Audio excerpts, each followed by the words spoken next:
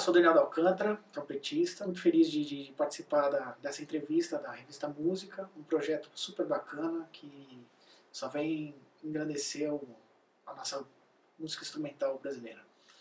Música, para mim, é vida, ela é a maneira de me expressar, talvez a linguagem mais fácil para mim e para quem é artista, de passar o que você é para as pessoas e ao mesmo tempo entreter. É uma linguagem universal que você, com qualquer lugar que você toque, você vai ser entendido, né? Qualquer mistura que você fizer, um indiano com um brasileiro, com um norte-americano, com um europeu, na África, o dó é dó, o ré é ré, o mi é mi, a rítmica. Então a linguagem, para mim, divina, uma coisa muito além do que a gente possa expressar em palavras. Tem uma influência, não foi uma imposição, nem uma obrigação, né, mas é aquela coisa do pai herói, né, do querer fazer o que o teu pai faz, e a admiração profunda, né, pela figura paterna, né, que meu pai é uma referência, assim, qualquer coisa que eu faço hoje, que eu toco, não tem como não ter ele, né, na minha cabeça, assim. Então foi uma escolha realmente totalmente influenciada por ele, assim. Não foi uma coisa imposta, ele desde sempre me apoiou muito, me incentivou, fez com que eu estudasse da maneira correta, né, com bons exemplos, com boa estrutura em casa, né, de vídeos, discos, os bons métodos. Ele foi meu pai sempre foi um grande pesquisador. Até hoje, ele, com 78 anos de idade, ele estuda o dia inteiro, dá aula, e lê, e pesquisa. Então isso é uma coisa que, desde muito cedo, me chamou muita atenção. Essa paixão que ele tem pela música, é uma coisa realmente que sempre me fascinou. Eu comecei... antes de pegar o instrumento, meu pai me deu uma noção de teoria, assim, da leitura da música, do entendimento das regras, né, das coisinhas. E um pouquinho antes de pegar o instrumento, o trompete, eu brincava com a flauta doce. Então eu tirava as coisas de ouvido e tentava aplicar aquilo que eu escutava, da maneira como eu entendia, na flauta doce. Um pouco depois eu comecei a estudar trompete com 8 para 9 anos de idade. Aí ele me deu toda a iniciação, né, a base, a estrutura da técnica. E o que foi bom é que, como eu comecei muito cedo, eu não tinha pressa, eu não tive pressa para poder entrar no mercado, para poder tocar. Assim. Lógico que eu tinha vontade de tocar, mas eu sabia que quando eu iniciasse, eu ia ter uma base boa. Né? Então, diferente de quem estuda, sei lá, começa com 14, 15 anos, ele já logo se vê obrigado a ganhar um dinheiro, alguma coisa. Então, como eu comecei muito novo, e com meu pai, então assim, a estrutura foi muito boa, assim, ele me deu uma base muito boa para poder ter tempo de, quando eu começasse com um nível já bacana. Então eu passei por tudo, os métodos iniciais, as técnicas, né, os fundamentos, sonoridade, articulação, flexibilidade, né, ele procurou dar uma base sólida, né, para mim, assim, nesse sentido, e me ajudou muito. Assim. Realmente foi uma... Eu me sinto um privilegiado por ter um pai trompetista, um cara que, acima de tudo, acima de ser um trompetista, é um músico, na acepção da palavra. Né? Ele sempre pensou na música, sempre fez com que eu pensasse no lado musical, não no lado trompetístico, aquela coisa virtuosística, né? Sempre falar, isso aqui é musical, né? A gente escutava, quando eu morava com ele, e a casa sempre foi frequentada por grandes músicos, né? Amigos do meu pai, e se curtia muita música junto, se comentava muita música, né? Então isso foi uma coisa que foi curtindo na minha cabeça, né? Fui crescendo com isso, né? Isso foi uma coisa natural para mim próprio. Por conta do sustento, né, da música, assim, nem sempre você faz alguma coisa que você exatamente gosta, mas isso te leva a aprender coisas diferentes, né?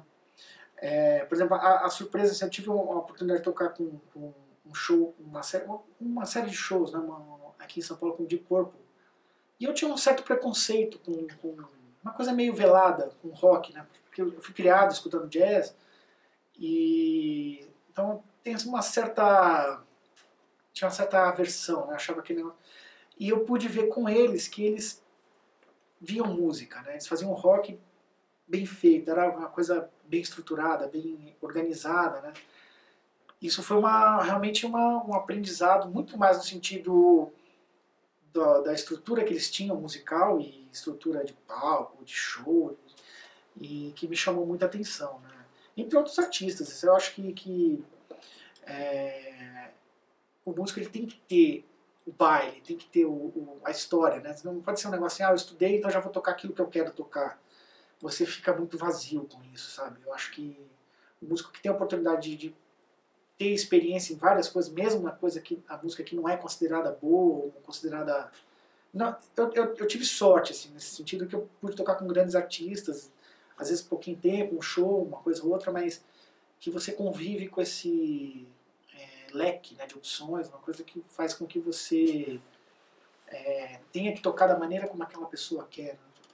Isso enriquece muito, sabe? Eu acho importante. Eu acho que melhorou muito. Hoje em dia a gente tem muito mais músicos preparados, né? Assim, como é que eu posso explicar? Hoje a informação ela chega mais rápido. Então, assim, existem as escolas, né, as faculdades, então o músico ele tem mais, ele toca melhor no aspecto geral, mas ainda falta estrutura, ainda falta, comparando, obviamente, com as escolas mais tradicionais no mundo afora, né, principalmente nos Estados Unidos e na Europa, né, eu acho que ainda está pouco. Porque se a gente tiver a mesma estrutura, eu acho que a gente vai passar muito rápido. Porque é um povo aí muito musical, muito interessado em fazer música. Quem procura estudar, assim, me espanta às vezes a quantidade de gente querendo estudar música, né, e para pouca ainda estrutura. A estrutura ainda é pequena. Mas ela está crescendo pouco a pouco e eu tenho uma visão otimista com relação a isso. Eu acho que quanto mais músico melhor tocando, vai melhorar o mercado. Tem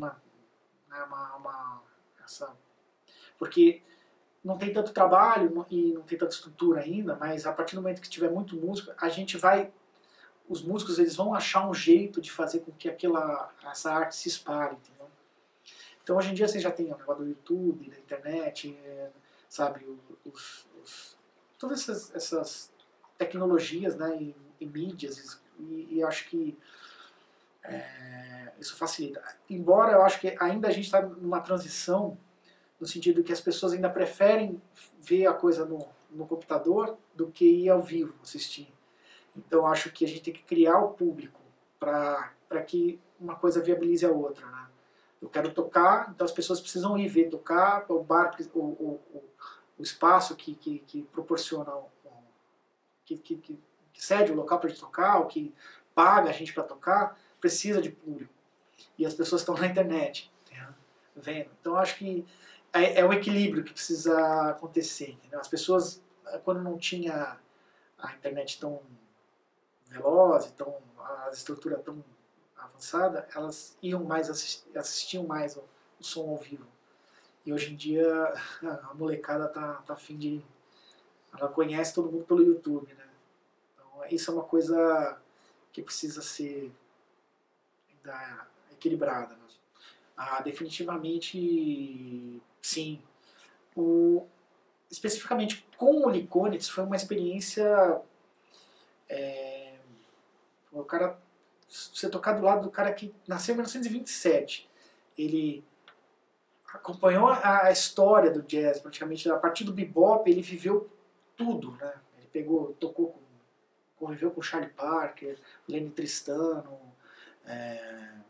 sabe, uma infinidade de músicos. Então, você tocar com esse cara é a mesma coisa que você tocar com um grande baú de conhecimento, de vivência, experiência, que é um negócio realmente de arrepiar. Assim. E ele tinha um negócio, tem, né, tá vivo, ele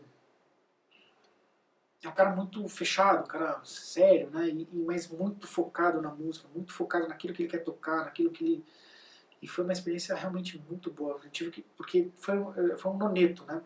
A gente tocou num festival chamado Chivas Jazz Festival e foi uma mescla de músicos brasileiros com músicos norte-americanos.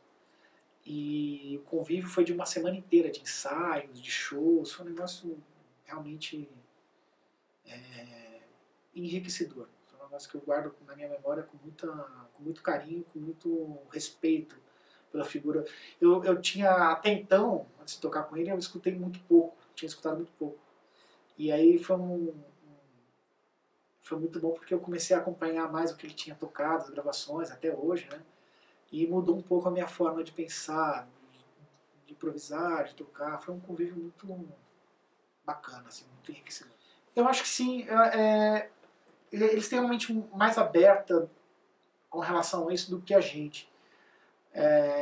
Daquela história, o músico estrangeiro não sabe tocar o samba, não sabe tocar música brasileira.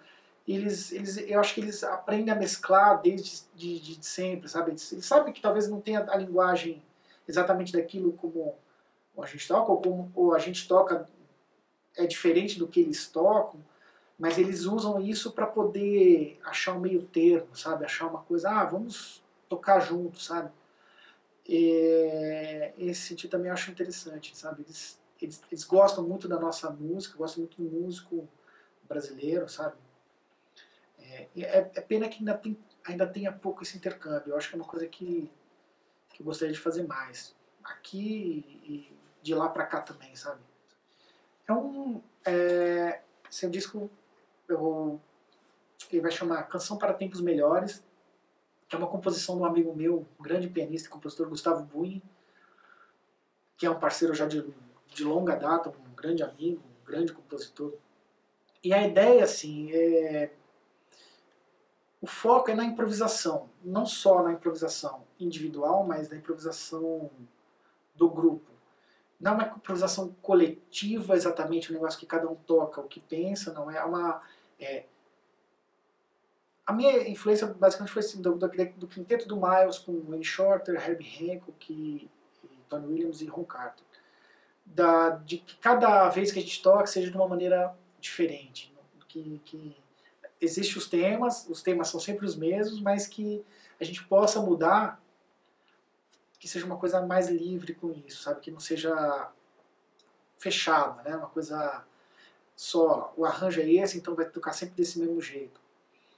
Então eu procurei escolher os músicos com quem eu tenho entrosamento, né? Que eu não preciso ficar falando, faça assim, faça assado, sabe? É uma coisa, tá bom, é isso, acabou, sabe? A pessoa entendeu e aí tem liberdade para poder fazer o que sente no momento, né? Dentro do respeito, dentro do entrosamento, né? De uma admiração, né? Que eu acho que a gente tem, e eu procurei escolher fazer isso. A gente gravou tudo em primeiro take, a gente usou 2 sessões de 3 horas, mais ou menos, de estúdio, e gravamos tudo em primeiro take.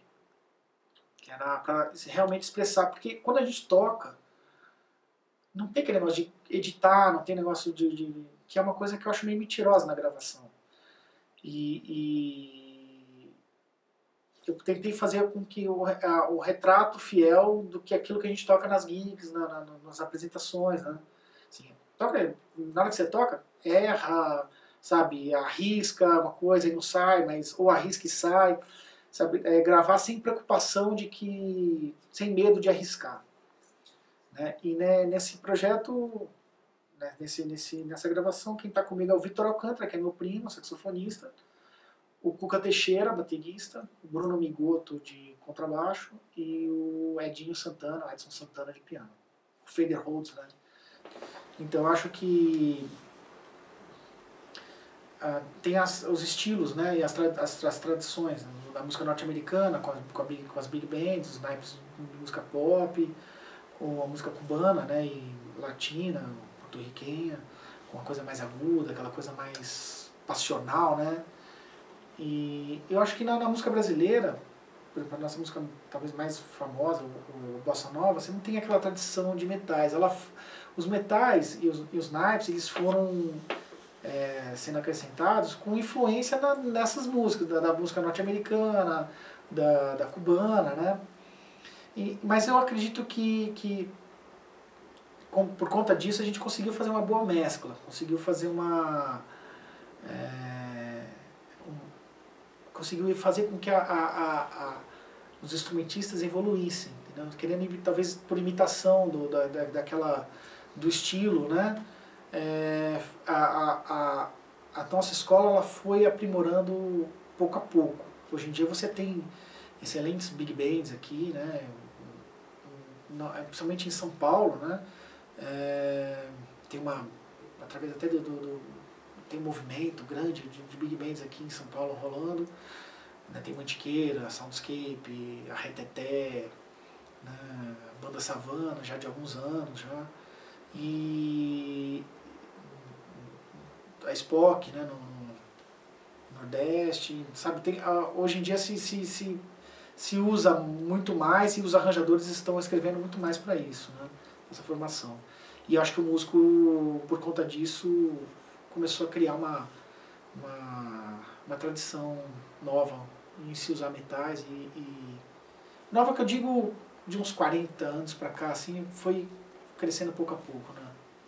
Ó, eu não tenho muita noção de como eles enxergam. Eu sei que eles, às vezes, tem surpresa. Eu tive a oportunidade de tocar com a Mari Schneider já algumas vezes, né? Ela vinha pra cá. A Mari Schneider é uma maestrina, na verdade, americana. E ela fez um projeto de tocar as músicas delas com músicos brasileiros. E eu acho que ela curtiu, assim, definitivamente ela curtiu porque ela fez mais de uma vez, né? O resultado foi relativamente rápido, assim, para o nível de dificuldade da música dela. Isso é um exemplo, né? Acho que tem outros que podem ser citados. Eles ainda não sabem exatamente da nossa capacidade, eu acho, principalmente com o instrumento de metais. Eles conhecem muito a música brasileira que vai para lá, que tem só cozinha, violão, bateria, percussão, essas coisas são os músicos que mais eles conhecem. Entendeu? Porque como a tradição deles lá é muito forte, talvez eles nem precisem tanto né, dessa mescla, porque às vezes até pode soar até parecido.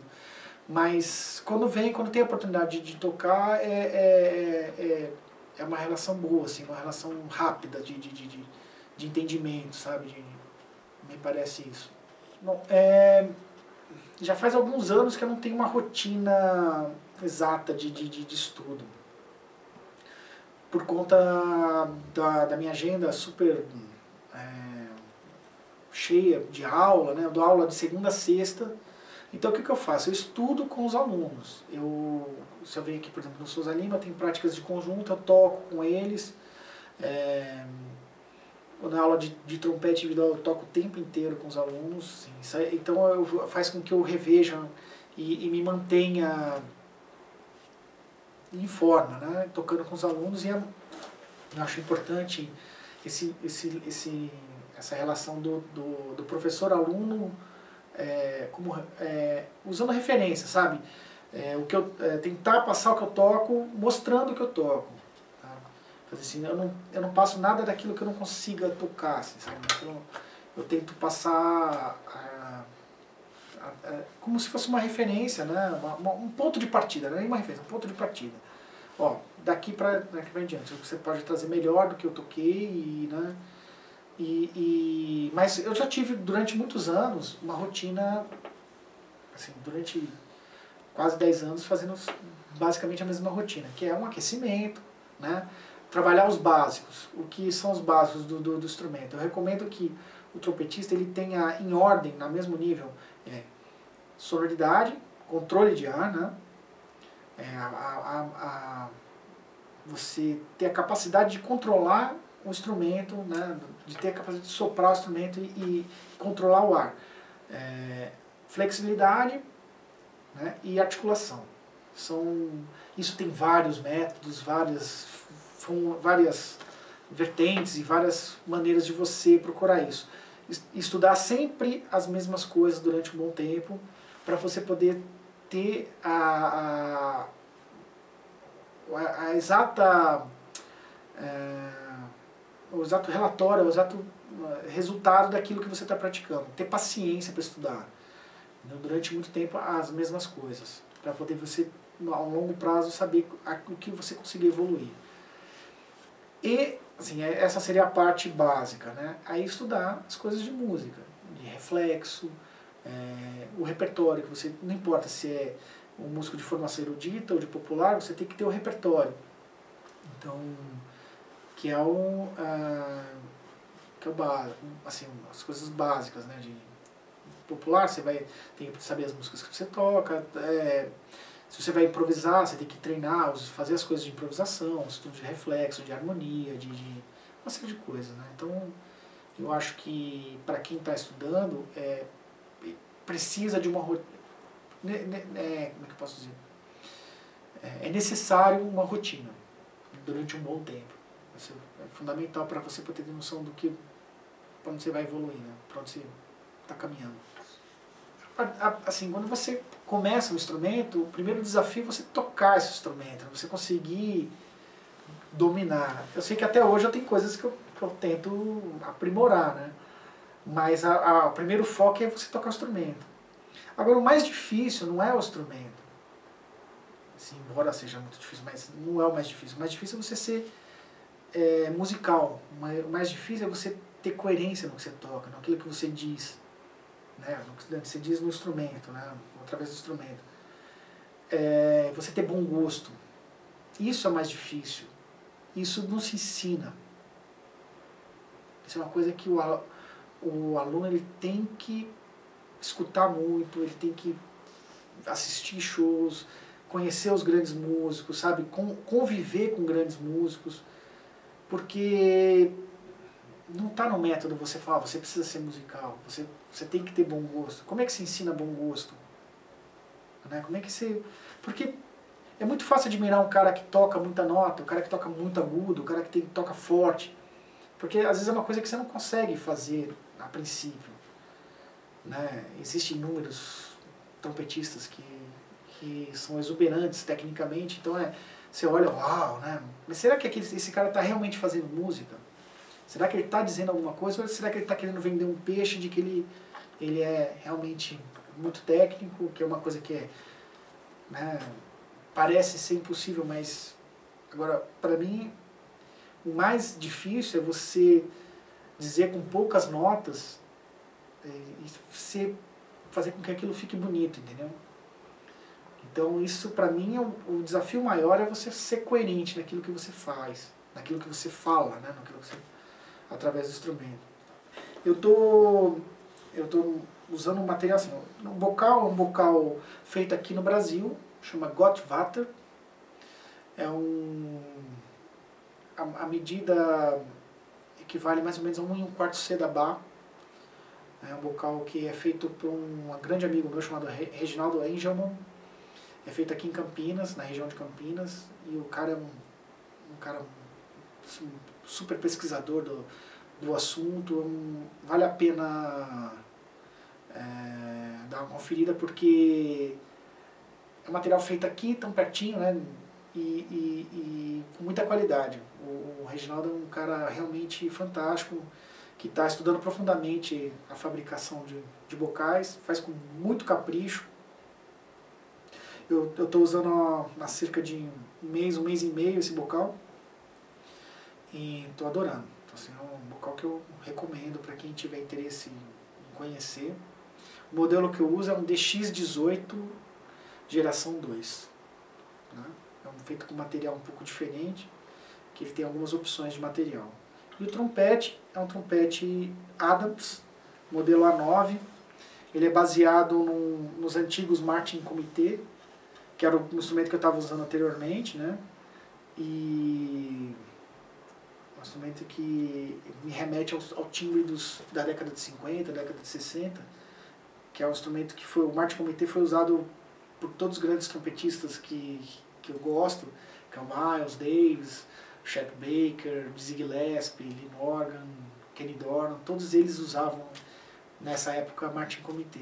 E a Adams fez um modelo muito parecido, né, assim, o design, né, as chaves d'água são laterais, assim, né, que tem um charme todo especial. O instrumento é feito com a volta, a bomba principal reversa, né, ela é invertida, assim, né.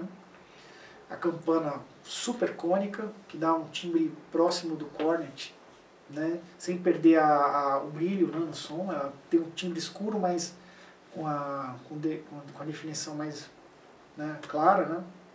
Instrumento super bem feito, né, instrumento fascinante. Eu usei o Martin Comitê na gravação do disco, ainda não tinha ainda o instrumento. Eu tô com esse material é bem recente para mim, né? Eu peguei no final de dezembro agora, é coisa de 1 mês e meio mais ou menos, tanto o vocal quanto o trompete. E eu tô muito feliz. Assim, mesmo porque é muito parecido com o que eu usava, o material que eu usava. Maiores informações a respeito do meu disco, Canção para Tempos Melhores. Ele está em processo de mixagem durante essa entrevista aqui e ele deve ser lançado até meados do meio do ano, e vai estar à disposição nesses sites, iTunes, Spotify, todas essas mídias.